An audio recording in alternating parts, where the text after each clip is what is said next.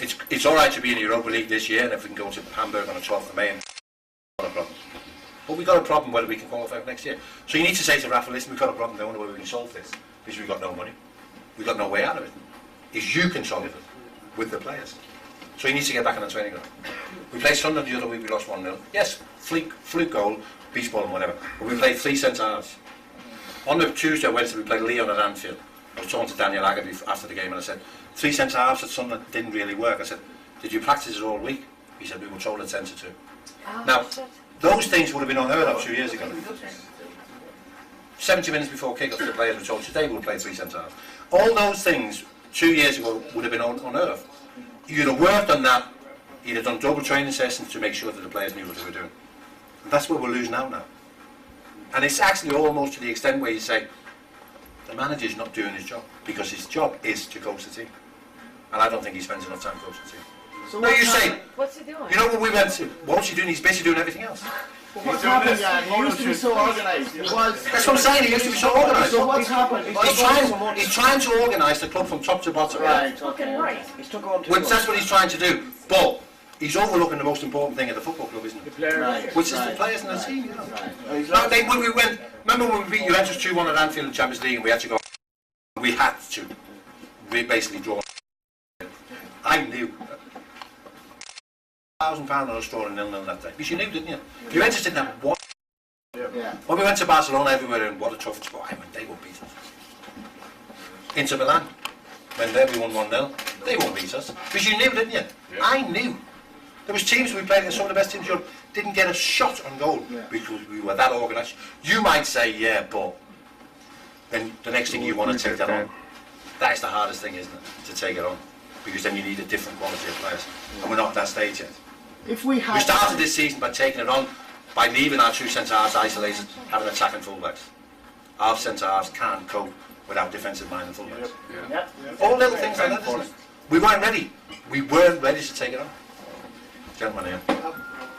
I mean, apart from your penalty taking and your obvious pace, Yeah. you're known as like a world-class pass master.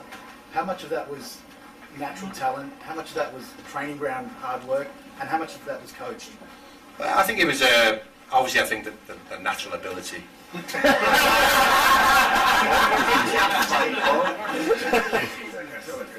But no, I mean... Next question. Enough said there, yeah.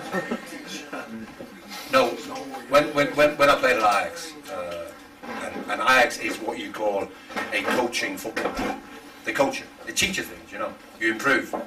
Liverpool is much more of being the finished article. They bring you in, the plans are much bigger. Like I said before, we got knocked out in the first round of European Cup with Ajax. Not a. It wasn't important. I you in, train you, make you a better player, sell you a profit. Liverpool's about winning titles. It was about winning European Cups. So you had to be, once you got to Liverpool, there's no time. They don't bring you in to coach you to become a better player. They bring you in because they go, what you've got is what we like. You don't have to improve to be here. That was kind of a different thing. But I did a lot of coaching. I did a lot of coaching with Johan Cruyff. And for some reason, and it wasn't until 1990 when Johan Cruyff was the manager of Barcelona and tried to buy me, he actually told me, you know, what he saw and how he thought that I could maybe progress as a football player. I mean, if he'd have told me at the time, it would have been great, you know what I mean? But he didn't. But nevertheless, so I would say natural ability. See, and you always got to be careful how you word this. But when we came back, we beat Bolton 2-1 in the Liverpool Cup in 1995. We're coming back on the coast on a Sunday to go on an open tour bus to Liverpool.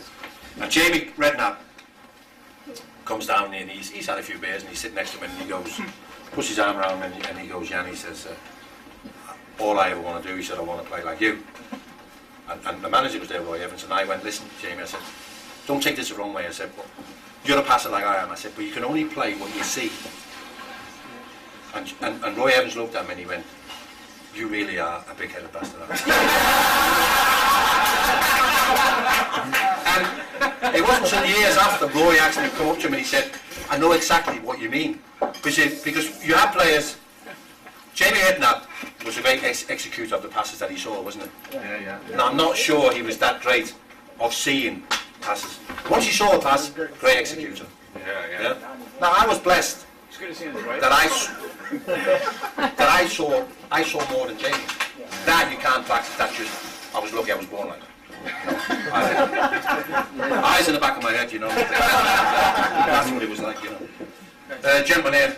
Right, and this subject of you bring up Ajax, and the subject of Ryan Babel. What do you think of him, and knowing that he's been through the Ajax school? Where do you see him being next year? Why don't see we have we have two judges, Cows and Ryan Babel, and the one thing that you know when you talk about Dutch footballers, you go Dennis Bergkamp, Patrick Kluivert, Johan Cruyff, and whatever, and it's all a certain type of players, isn't it? We've managed to find the only true judge.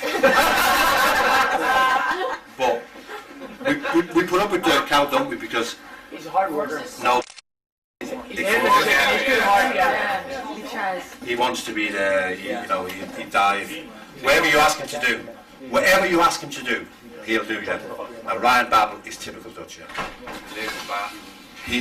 Gary Ablett, who used to be in charge of the reserves for 2 years until he was sacked, and Gary used to say, whenever he used to play in reserves, which was very often, Gary would look him in the eyes and he'd go, Ryan, you're playing wide left. When you get the ball, knock it past the fullback on the outside and chase it. He said, if you don't get there first, the fullback will slide in, he'll give us a corner and throw it. But if you get there first, put a cross in. And Ryan will go. As soon as he gets the ball, he'll drop and come inside on the right foot. Every time. And Gary went, you can't talk to him. He just will not listen. But I still think 27, 28 and he'll be a player. 27, 28. But not Liverpool. No, not Liverpool. But he'll be somewhere. You know, I always use Diego Forlan as an example. No, but you know, he's dropped into Spain, and you know, Battle will be the same.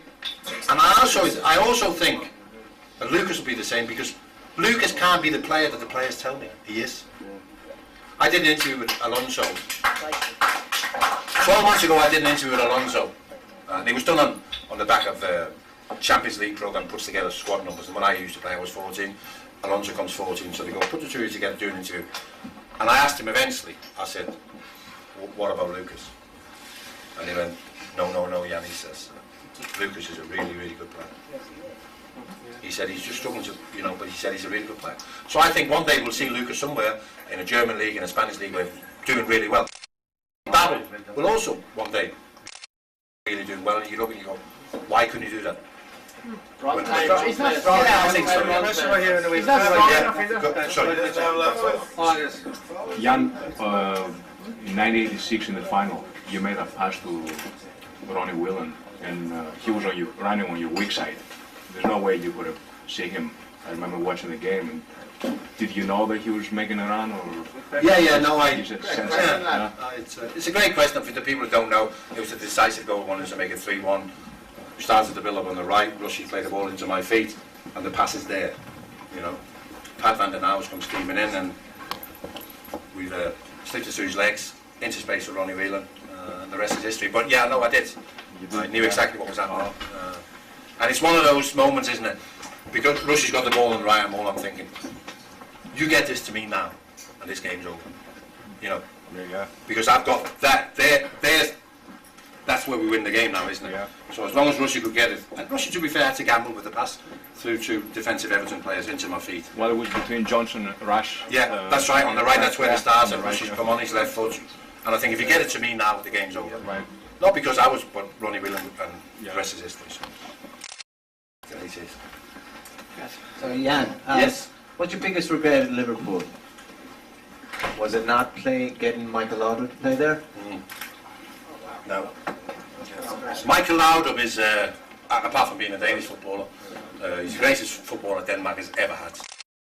He's also been voted the greatest foreign player to play in Spain for the last 25 years, just to give you an idea of how good this guy was. And he was due to join Liverpool in 1982. Bob Paisley tried to sign him, and his advisor at the time was his father. And Liverpool offered him a 4-year contract. Michael was 18, and Michael's dad said, we want 2 years. I don't want Michael stuck at 4 years at Anfield, because in 82, it was a big thing to come into the English game. And he said if he doesn't settle the game's too quick for him, we want to be able to move him on. And Liverpool wouldn't budge, they wanted 4, he wanted 2. That was a big loss. Later on, we were kind of linked with him, but by that time, Michael's career was Juventus, Real Madrid, Barcelona, Ajax. I mean, you know, by the time we got to him second time around,